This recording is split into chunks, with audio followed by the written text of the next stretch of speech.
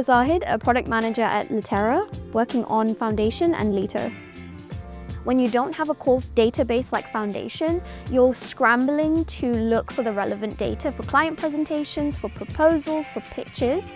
And I remember every time we had a bid come in, it was always a massive scavenger hunt to find and locate this data, right?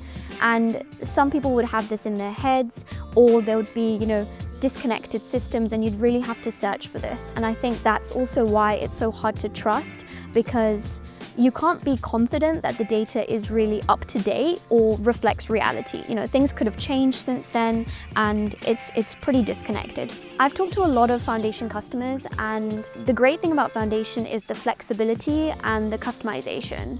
Different firms will have different use cases, so some firms will be really invested in the survey workflow and packets, and other firms will be completely interested in more narratives. And so it really depends on the use case. And that's a great thing about Foundation, is you can have different use cases applied to it, and you don't need to be stuck in a box.